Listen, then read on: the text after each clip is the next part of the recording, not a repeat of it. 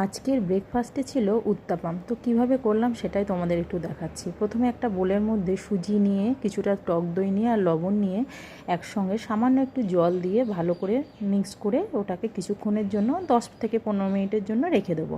তারপরে পছন্দ মতো সবজি কেটে তার মধ্যে কারি পাতা দিয়ে সব কিছু দিয়ে ভালো করে কেটে নেব। তারপরে যে পেস্টটা করে রেখেছিলাম ওটা মিক্সিতে দিয়ে ভালো করে পেস্ট করে নেব। পেস্ট করার পরে ওটা বোলের মধ্যে নিয়ে নেব। আর আলাদা একটা চাটনি বানিয়ে নেব, যার জন্য একটা মিক্সিং বোলের মধ্যে সমস্ত কিছু যেটা তোমরা দেখলা সেগুলো সব কিছু দিয়ে তারপরে ওটা মিক্সি করে তারপরে তোমরা একটা তড়কা দিয়ে নেবে। সর্ষে, শুকনো লঙ্কা আর কারি পাতা দিয়ে তড়কা দিয়ে ওর মধ্যে সামান্য একটু লবণ দিয়ে আমার চাটনি রেডি।